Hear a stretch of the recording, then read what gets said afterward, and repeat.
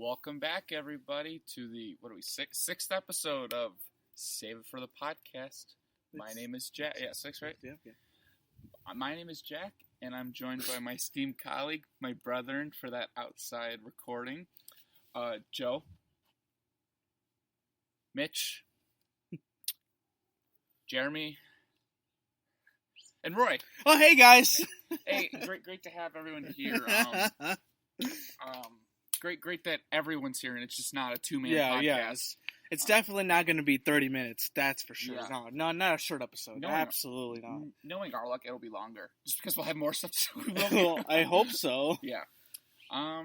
Yeah, we're kind of manning a two-man boat today. That's okay. On the big ship. Jeremy's still on vacation. He'll be back for the next. No, you mean he's in prison? Yeah, he's incarcerated. I have to go to jail real quick, and I gotta pick him up. Yeah, you're right. I gotta pick him up.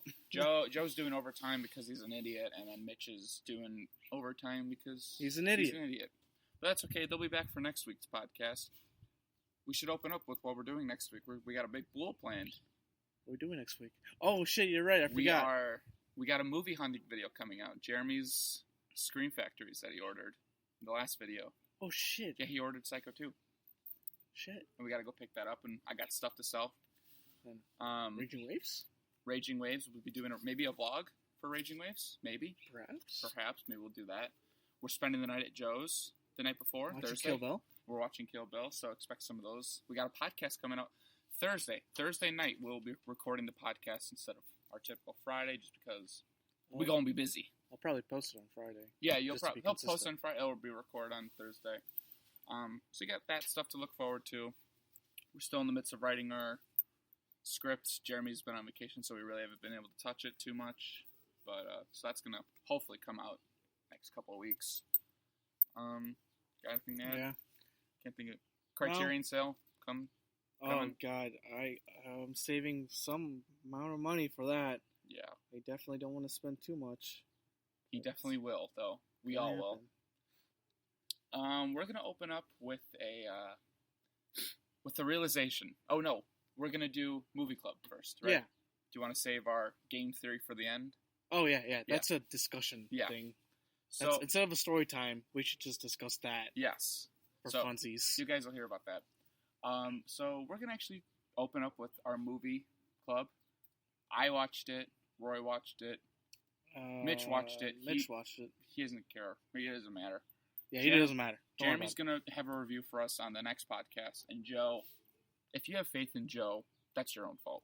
Yeah, what the fuck is wrong with fucking... You know how consistent Joe is. Yeah. Not at all. Not even a little bit. He hasn't watched any of the movies. At least have La La Land, I think. Out of every single movie we told him to watch, he watches La La Land. Exactly. That pisses me off. So, we're going to open up with a discussion on my movie pick, Lars von Trier's Dancer in the Dark. Roy, what did you think? I liked it. It was very hard to watch. It was a hard movie to watch. Yeah.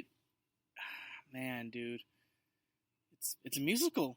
Or somewhat of a musical. Yeah, it's classified as like a musical. It's such a hard movie to watch. It's a simple story, but the way how it plays out is just really hard. And I don't know how to talk without spoiling it. So it's about this woman named Selma. She's a Czechoslovakian immigrant who migrated to the USA to get a surgery done for her son because they both have hereditary blindness. Mm-hmm. She's slowly going blind, and there's no saving her. She will be blind, but she wants to save up enough money for her son to have a surgery to make sure he's not blind.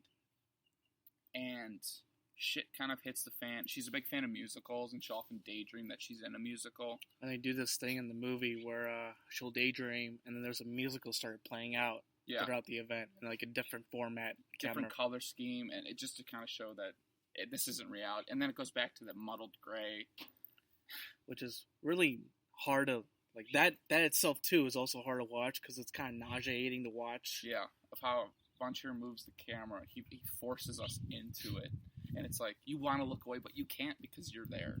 Yeah. And I think that's what's really great about this movie. It's like, it's so unflinching, but Yeah. it's such a hard movie to watch. Yeah. He's such a bastard. Oh, I hate him. I want to kill him. I want to fucking shoot him in the face. I don't care. Lars von Trier, we're challenging you to a fight. All right, that's it. Lars von Trier Bull. Instead of fighting for DJ Khaled, I'm gonna best him in the ring. He'll do it. Yeah. He'll do it. He'll say yes to it. I'm a fan of von Trier's. I've seen some of his other movies. This is his masterpiece, and I think it's his best movie because it's the only movie of his I've seen that deals with like a sentimentality towards its protagonist and sentimentality towards a member of society, while his other movies really aren't that way. They're very kind of interesting, brutal and raw and unflinching. I don't know. It's a hard movie to talk about. It's a deconstruction of the Hollywood musical. It's a deconstruction of like the American dream. Yeah. It's a deconstruction of like his work in a sense, because there's nothing in this. It goes against his work. It goes against everything that like we know about Lars. And it goes. Oh God, my dog's licking me. It goes against everything that he's built up, and it's like you go from like this, then to watching Antichrist, and then The House of Jack built, and you're like, Dancing in the Dark was made by a different guy. Yeah, but it's like, no, that's him, and I think that's what's interesting about this movie is that it's so unlike any of his other movies. It's well done. That it's the best. It's very well done. Bjork gives one of the best performances I've ever seen given in a movie. She's so believable as this like innocent, helpless woman who's just trying to like. Every time she smiles, it's like, oh God. With every shit that's thrown her way, she's like just toughing it out. You know what I mean? She's hanging in there. I mean, I don't know what more to say except I'd recommend watching some of his other movies before watching this one to kind of get a grab. Roy's kind of getting fucked up. Start off with House of Jackville. That's definitely how you want to start off with his fucking movies. All then go to Dancing in the Dark. Absolutely. Wow, okay. I really can't find a flaw with this movie, like, in terms of, like, star rating. Like, I gave it a 5. I think it's a masterpiece. Yeah, that makes sense. It's just unlike anything. I totally understand why people say this is a love or hate movie. Oh, yeah, no doubt. Because of the gut-wrenching stuff and the feel and the nauseating camera movements and all that stuff. I totally understand where that comes from. Because I'm also kind of, like, iffy on the camera movement. I also don't like gut-wrenchy movies like this that constantly pull your heartstrings, and that's the whole point of the movie.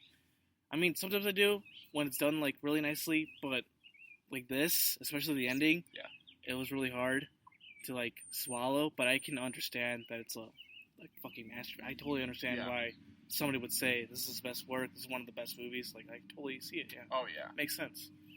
But it's a hard watch. I don't think it's for everybody. But it's definitely worth watching. It's definitely worth like the watch to see whether or not where you camp, whether you don't like it, or whether you love it. But it's definitely worth. It's definitely worth your time. So what would you give it? Probably a 4.5. That's pretty solid. I watched it with Rachel. She would probably give it, I think, a 4.5. What are you doing, dog? Don't pee my backpack, please no. So, we recommend Dancing in the Dark wholeheartedly. Oh, absolutely. Now is the time when Roy gets to sentence us a movie and also picks Movie Club. So, hey, Jeremy, Mitch, Joe, did you guys have anything on Dancing in the Dark? Hey, what do you guys think? Great. Oh, great. I like it. All right. I'm glad to know that Mitch hates it. All right, good. You're wrong, Mitch. And probably Joe, too. Oh, and Joe, I'm glad you know that you hate it. Oh, actually, I can see Joe hating this movie. Oh, no doubt. Yeah. Joe's going to hate it. If he ever decides to watch Cameron, I understand. Makes sense. All right. What do we sentence? Like, what's the movie? All right, sentencing. It's going to be another anime movie. We're almost done. Your Name. Okay. It's made by Ishikai. Or, I'm assuming that's what his name is. What's the director's name again? It's Ishikai. It's a really good director that I've been following for a while. His new movie is coming up next month. It's called I think his new movie. Makoto Shinkai. Yeah, Makoto Shinkai. Makoto Shinkai. Okay. He has a new movie coming up this year, so I'm kind of excited because that looks like that's gonna be his like end all be all movie. Oh, like Swan Song. Pretty much. Wow. So yeah. I'm hype. Your Name. What I feel about Your Name is kind of a little overrated, too much in the anime community, but I still like it quite a bit, and I like a bunch of his other movies like 5 meters per second, 5 centimeters per second, and Over the Garden. But it's great. He's a great guy. He's a great director. The way he does his movies is that he travels to like the destinations about where he's gonna animate his movies, and it's that way. It's more kind of realistic, and the way he does his animation style is like kind of like it's really really beautiful, in a sense of like lighting and shading, and like you can see like the water is like the best looking water you've ever seen in your entire fucking life. Better than like normal water. I'm excited to see this. I think it's on my watch list. Yeah. What's that? Movie Club. He when I went to pick him up today, he was like juggling I think like 10 choices or something. Oh, I have a lot of choices because they're all. You should name the ones that you didn't pick. Well, yeah, that's what I'm gonna do. And then go to the one. Be like, I picked that. I'm just gonna say the one I pick. So before I fuck up, before I change my mind. Yeah. So the movie I'm gonna pick is Nobody Knows, which is made by this person. I don't know. Korida. Yeah. Hirokazu Korida, who made Shoplifters. Nobody knows. Shoplifters was fucking great. I liked After the Storm quite a bit myself. It's a director that I really like quite a lot within one movie. I like the style he had and the story, and I'm really hyped. It was either that or a bunch of other movies. Yeah, what were you deciding between? It was gonna be either Vagabond, Forbidden Games. Vagabond by what's it? Agnes Yeah. Oh my god. Yeah. It was either gonna be Vagabond, Forbidden Games, which is by the French guy, I think. Guy Manon? No. René Clement. Oh, René Clement. Yeah. Yeah. Okay. And then it was gonna be A Man Escaped. Oh, by Bresson. Yeah. I've seen 3 of his movies. He's so good. Yeah. Or The Devils. Like a horror. Ken Russell. Oh my god, I've been wanting to see that. It looks really good. Yeah, it's a hard choice. I didn't know which one to pick. I just panicked. You went with your instincts. Yeah, I did. I panicked. So by next week, Joe, Mitch, Jeremy, we have to watch Your Name and Nobody Knows. So give that a watch. Viewers, watch Nobody Knows. I just realized Your Name, Nobody Knows. I didn't even plan it. So we're gonna do. So Roy and I and Rachel saw Toy Story 4 last night. Yep.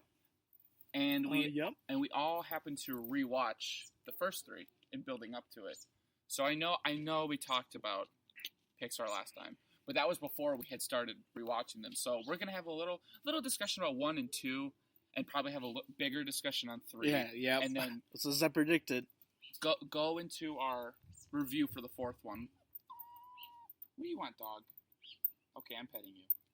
Yes, I am petting you. I'm petting the dog.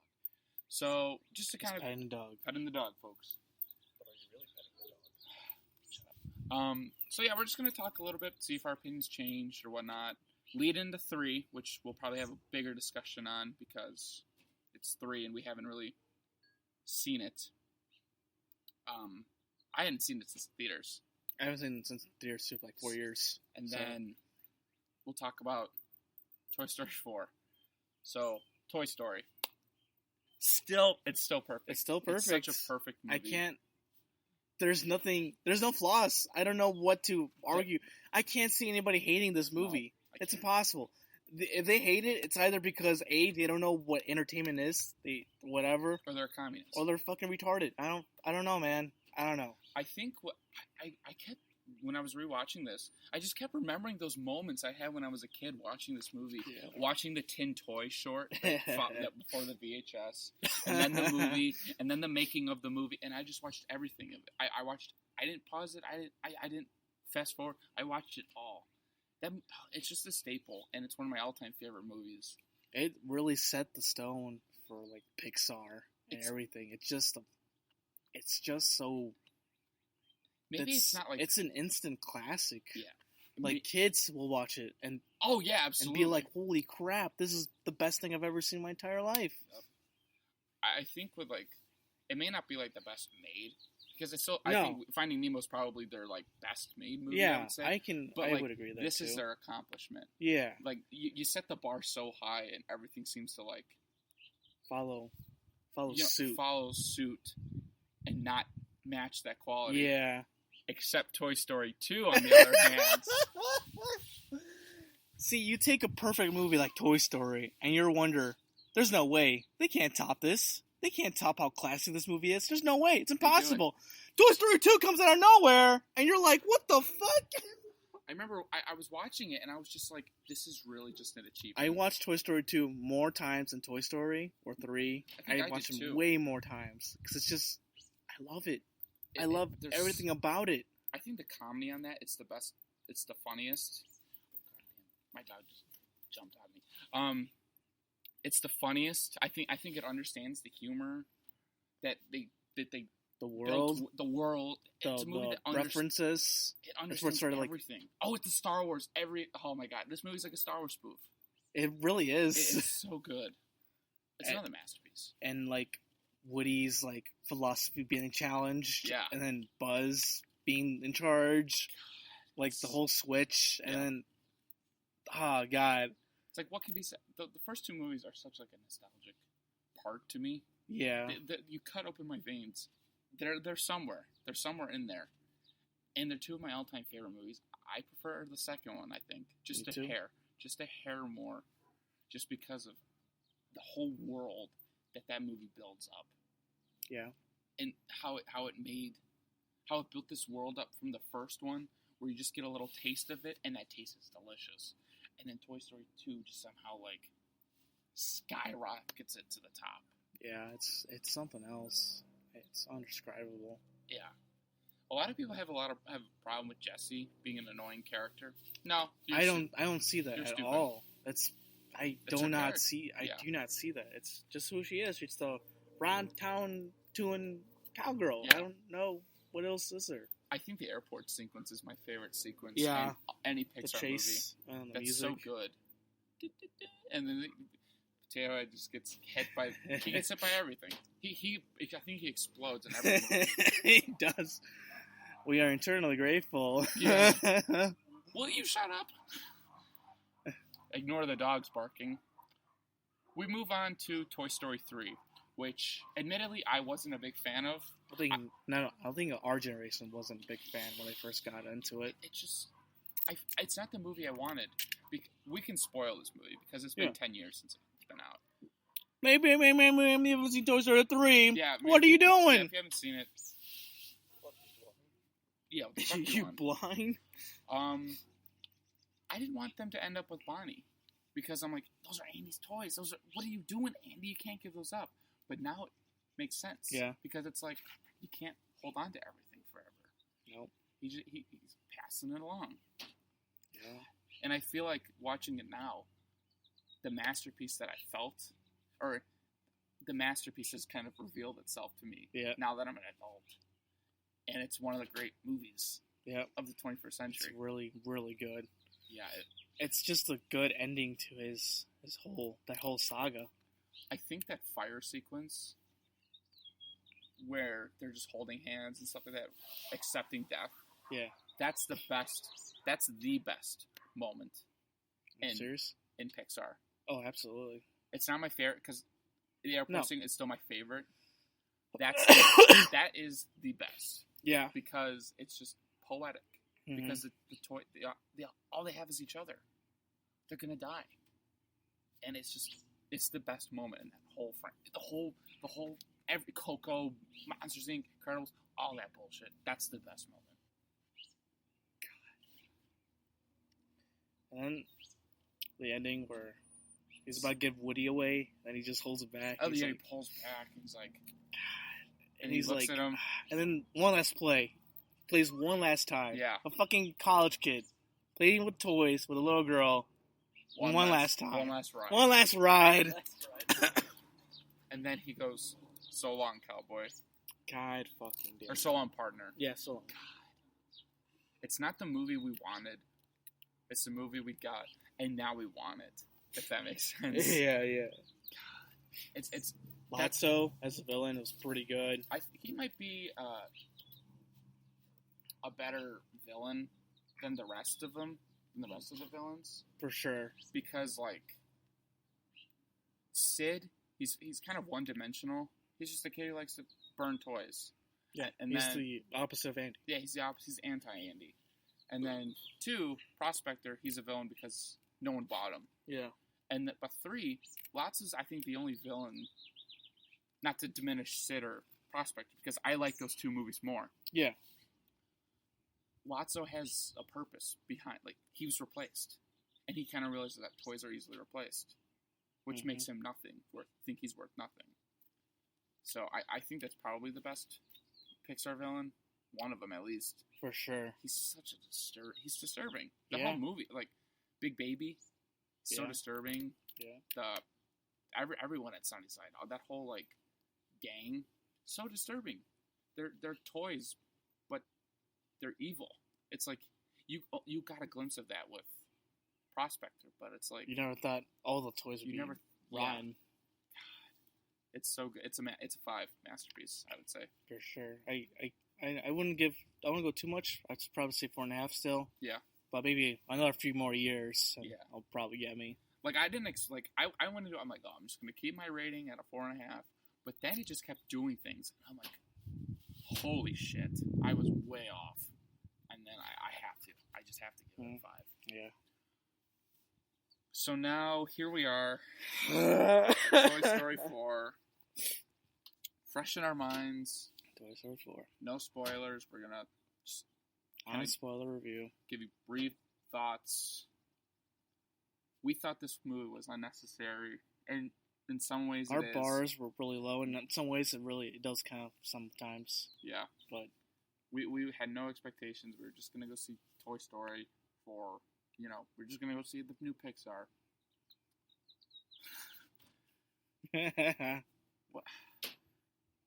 It's good. Yeah, it's good. We were wrong. We were really wrong. How good is it? I don't know yet. Not Toy Story 2 good. Toy Story, it's the weakest, I would say. For now, probably. Until 5 years from now. It'll be the best one. It's the best one. I don't know. I don't know, but it's definitely worth the watch. If you were like us, kind of worried, you want the 3, you want the trilogy, you don't want it to be 10, you don't want to see 4 because of that. Just watch it. Watch it. It's a good movie, dude. Ma'am, just watch it. Give it a time. Give it worth it. It's really worth it. Whether you're gonna like it or hate it, it's up to you. But I think it's worth the watch for sure. It's a movie that I think it doesn't try to be in the league of the last ones. It's just telling the story. It's telling the story. It's trying to end an aspect of the story. Yeah. For a character. I think the apex of the franchise has been Woody, and this is the one where Woody gets to kind of realize things about himself. It's he's realized, like, in the first Toy Story, he's like, wait, everyone could be Andy's favorite toy. And 2, wait, I'm valuable, but I would rather be played with. I'd rather have that one last day with my kid than be in a museum. Yeah. And 3, he realizes that Andy's growing up. So, but this is the one where he realizes it encompasses every idea with that movie. Yeah. And more and more. So it's probably the best for Woody in this movie, I would say, because it's more focused with him. But, yeah, it's great. It's fantastic. It's pretty good movie. Well, there's a few little thingies. Yeah, there's a subplot with Buzz it makes sense, but it just doesn't feel right. It's totally off for Buzz. It's a silly little gag they do, which is whatever, but it's like really dumb. and that's like the only like. And I really didn't like how. Granted, there's a lot of toys on the screen, but if you're expecting like Slinky, Ham, Mr. Potato Head, and Rex to like talk like they did in the last ones, they really don't. They get like 10 minutes of screen time. Yeah, at most. It's all spread out. They really don't handle Bonnie's toys too well. The only ones they, like, you know what I mean? The unicorn and a doll, that's it. Like, and not even that. Like, it's focused on Woody, Buzz, Bo Peep, and some characters we meet, and that's it. So Woody and Buzz are the only Bonnie toys. Jessie gets some kind of time, but like those, it kind of shelves them, and I think that's what makes this the worst. In a sense, and it is the worst. It is the worst of the four. I can't stress that enough. But it's great. It's fantastic. I think retrospectively, because of the ending, I think it kind of needs to be Buzz and Woody only, and it's just them with Bo Peep and everything and the way it's set up. Yeah, because it makes sense. It is that way, in that regard. And the opening, that's a masterpiece. The first opening. 5 minutes, it's a masterpiece. It's 5. That whole thing's a 5 because Woody gets a glimpse of himself for a little bit. Yeah, you know? It explains why something's happened. Bo Peep, and explains another beloved character that we really hadn't seen since the first Toy Story. That's your clue. And everything in between. It kind of sets up the whole movie, basically. Yep. It explains the ending and explains some of the plot points for this movie. That's why they had it there. Yeah, this might be in my top 10. And then also the opening sequence for Toy Story 4 with Andy playing with the toys. Yes. And then going to Bonnie was fucking insane. Yeah. The opening of this movie is perfect. The ending is perfect.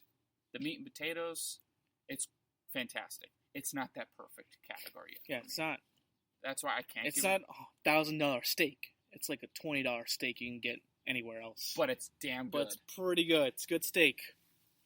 So we recommend it. I would say it's one of my favorite Pixar movies. It's probably in my top 10. Yeah. All 4 of them are in the top 10, so... Yep. Okay. My 3 favorites are the first 3. Yeah, me too. So, there goes that. So, I would give it a 4.5. I'd probably give it a 4 for now. And Rachel really didn't care for it. She gave it a 3.5. So it makes sense. And when she explained it, it makes sense. So check out our reviews for when we upload it on Letterboxd. We're going to it's going to be a short podcast. We're just talking, 2 boys chilling at a table talking on a nice, kind of cooly day with our live studio audience. There he goes. We didn't really get a chance to talk about The Dead Don't Die. Oh yeah, baby. And I feel like it deserves some attention because Roy, me, Rachel, and Jeremy got to see it. Jeremy, did you like the movie? Jeremy, yeah. Great insight, Jeremy. All right, thanks, Jeremy. Thanks a lot. He's gonna be here all day, folks. We got to see the movie, and I feel like we should talk about it because it's a movie that came out. We should recommend it or not. Since we're a movie podcast, we should get the people to watch it or get the people to run away from it. Yeah. Roy, watch it. Why aren't you watching it? It's so good. I love it. The comedy in this movie is fantastic. It's up my alley. I can understand if you don't like the comedy. Makes sense. It's not for everyone, I guess. Mm-hmm. But I just love how like cynical sometimes it could be, and I love how like it's meta sometimes. Oh my god. It's such a strange movie. Like, you have a thought, right? The movie plays out, and what the first thought you have is, I bet this is going to happen. It happens. Doesn't matter what it is. Yeah, Roy predicted it 4 times. I predicted the movie 5 times. Right. I'm just like, wouldn't it be funny if insert A happened? It happens within, like, the minute. And I'm like, holy fuck, it happened.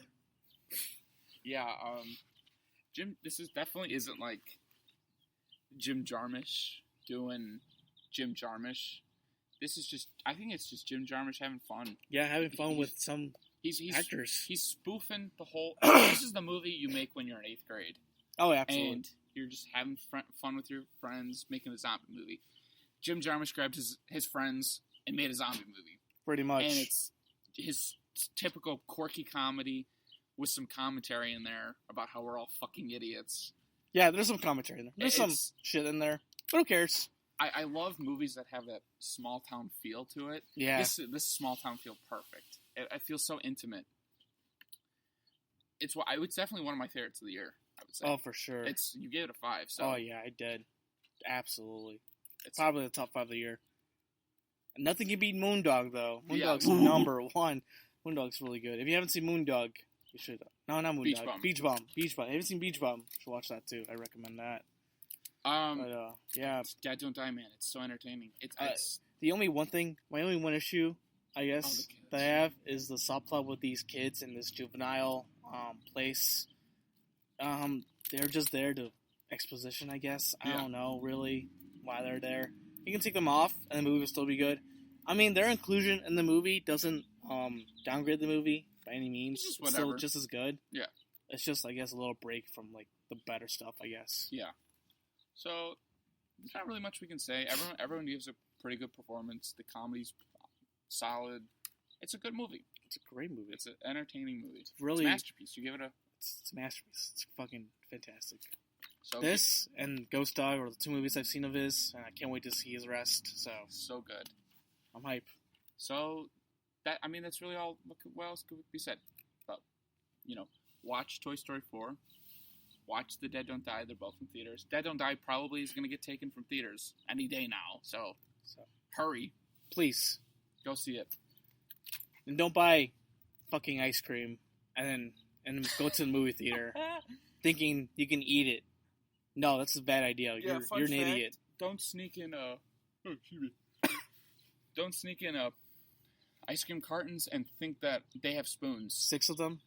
Oh yeah, Jeremy snuck in 6 Klondike bars and ate 2 of them. The rest melted, and then we had to slurp all of them, and it was so disgusting. I have a little clip of it. Oh yeah, so perfect. If we ever post it, you'll see it. And then, don't be like Roy and I getting cartons of ice cream thinking that they have spoons, and then Jack has to run all the way to Panera before the movie starts. In a matter of 2 minutes, come bursting in, scream at the lady, "You have any spoons?" She goes, "Yeah, I have spoons."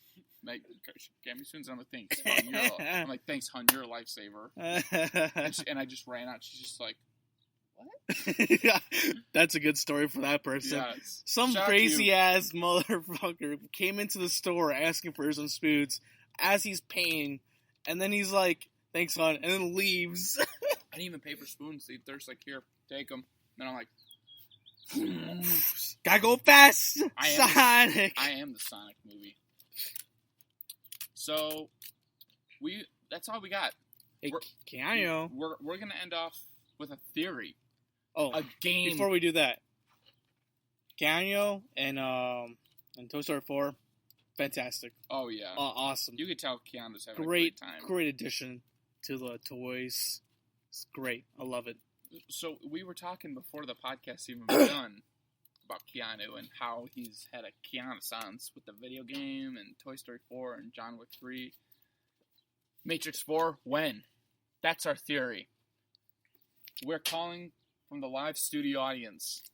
My dumbass brother Riley is here to explain a theory that he had about a revelation about Keanu, the Matrix, and John Wick. No, this theory's expanded since then. Oh my god! Oh god! Wait, hold on. About it. Hold on. I realized when we had my brother on, we didn't ask him the question. What question? What's your favorite movie? Yeah, you did. You said The Shining. Oh, we did. Oh yeah, you did. Well, say it again. Hi, I'm Riley. My favorite movie is The Shining. No one cares. I care. Because The Shining's a masterpiece. Well, I don't care. Shining sequence in Toy Story 4, by the way. There's also a Shining sequence in Angry Birds, and I think about it very often. Oh my god, you're right! Okay, Riley, expand. I forgot about it. We're going to sit back, and you're just going to explain this theory. Okay. So, we got the famous scene in The Matrix. Take the blue pill, You wake up in your bed. You believe whatever you want to believe. You take the red pill. I can't remember the rest of the quote. Obviously, Neo, he takes the red pill, and then the plot of the Matrix happens. You ever think about what would have happened if he took the blue pill? Well, he wakes up. So he takes the blue pill. He takes the blue pill. He wakes up. But he doesn't wake up in his bed. He wakes up at his wife's funeral with a dog in hand. That's right. If he takes the blue pill, he becomes John Wick. That would explain why his... Well, wait. Okay. So, but The Matrix is a really weird movie. I mean, they're all in this simulation. How do you think they got there? Bill and Ted's Excellent Adventure. Oh my god! They went into the future. Oh my god. And Bill and Ted opens up a multitude of possibilities for the Keanu verse, as I'm Oh, calling it. yes. So, Keanu verse. but the best one, and for the most recent one, we go to Point Break. Oh my god. So, Ted obviously goes to Point Break, and he becomes Johnny Utah. Well, little known fact about Point Break, a movie I've never seen, so I don't know if... A movie I've never seen. A character... So, I don't know if Johnny Utah dies, but if he dies in the movie, he dies in the movie. If he doesn't, he dies soon after. But they bring him back to life in the year 2077. But all they remember is that his name is Johnny, and they give him a silver hand. That's right. Fucking Ted from Bill and Ted's Excellent Adventure becomes Johnny Silverhand in Cyberpunk 2077. Thank you for coming to my TED Talk. Also, he might turn into a toy and could be in Toy Story 4. No, that's far-fetched. Nah, that's possible. It's very well possible. Wait. So, Neo takes the pill. Yeah. John Wick becomes John Wick. Yes. How does John Wick become Ted? Oh no, John Wick doesn't become Ted. Ted becomes Neo. Ted is like the Ted is the focal point for the entire Keanuverse. So Ted goes into the future, becomes Neo. Yeah. Neo takes the pill, becomes John Wick. Whichever pill. One becomes the blue, yeah. blue pill. How does John Wick become Johnny Utah? No, that's Ted again. So that's Ted takes the Ted is the focal Ted goes on all these adventures. Is this two different adventures he's having? Okay. Yes, these are multiple different adventures. Okay, I got it. And obviously a third one is obviously Duke Kaboom. Also, yeah, that's right. And then a potential fourth one where he goes into Earth 616 and he becomes Adam Warlock. Oh my god, I know. I heard about that. Oh my god, that's gonna be so sick. I don't know if I like it or not, but I'm in, I guess. Keanu Reeves is a lot of fun with, just side hedging. He has a lot of fun with whatever role he's in. So he won't be the definitive Adam Warlock, but he will sure as hell be a memorable one. Yeah. Maybe. I don't know. But Guardians 3 will probably suck. No, Rockets. This is Rockets. This is movie time, baby. It's Rocket time. See, the thing I'm afraid of is that... can I spoil Endgame? Because, I No. I already spoiled it, remember? Oh, you're right, you did. The first episode, I spoiled it. Oh, yeah, he said Black Widow dies. Oh, I said the other man. Big Chungus dies, too. Big Chungus dice. Iron Chungus. well, when Thor, obviously, he joins the Guardians at the end of Endgame, I'm terrified that he's going to steal the show. No, he's got to fight Adam Warlock. Who do you think is going to fight Adam Warlock? Star-Lord? Yeah. No, that's idiot. That's dumb. It's going to be awesome. Epic! Oh, Keanu, it's his time. He's shining bright. And Keanu's he's breathtaking. Come out of hibernation like Jeff Goldblum. Oh, absolutely. Yeah. Oh, here's another theory. Jeff Goldblum comes out of hibernation every 10 or 20 years just to make movies, and then he goes back into hibernation. I believe it. It makes sense. I mean, he only really started coming into popularity like what? Now I want a Jeff Goldblum and Keanu movie. What would that be called? I have no idea. No. What would the premise be? I have no idea. I just want a movie with them two. Okay. Main leads.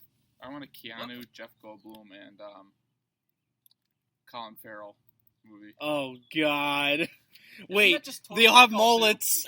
They all have mullets. What? Isn't that just Total Recall 2? No. Colin Farrell and Nicolas Cage with mullets. Yes. Oh, yes. Con Air and Miami Vice. Nicolas Cage. What would that be? Oh, that'd be horrendous. That'd be I'm awesome. there day one. That'd be horrible. I'm there But day one. It'd be perfect. That sounds pretty good, too. So that's our Keanu verse. We're gonna build upon that as the year goes on. Oh yeah, absolutely. We have- We'll write it. Someone on Reddit's already done it. Yeah, Probably. it was me. There it I is. literally just- There it is. You heard it here first. Give it a watch. Watch the Keanu verse. We're gonna watch the Keanu verse. We'll make a video about it. You're right. We'll make a short. That's the plot of the Fongo movie. We can't. They don't know about Fongo movie.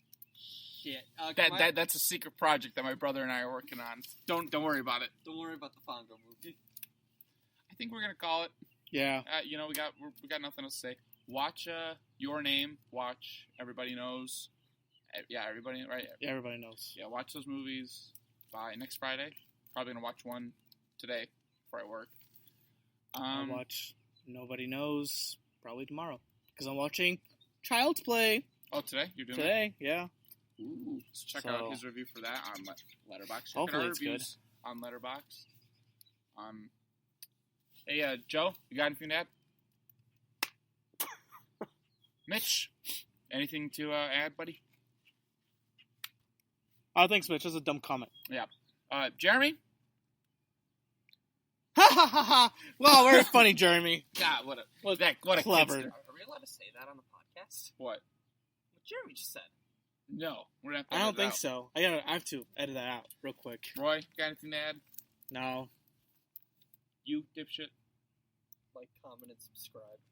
God damn it, you did it. He did it. God. You can't edit it out. That's it. Now we're gonna get unsubscribed and dislikes and negative comments. Thanks a lot. Bring it on. So I guess that's it. Join us next week for when we have a Tarantino talk. We'll finally be bringing that back because it's been a while since we watched Tarantino. Some Kill Bill. We're doing a Kill Bill discussion. We'll be doing Nobody Knows, Everybody Knows discussion. We'll be doing a I don't know. We'll figure something out. We'll figure it out. We'll figure out a topic. Well, nostalgia week next week, Maybe maybe. do that. So I'm Jack from Save for the Podcast, joined with Roy and our special guest. Signing off. Eat.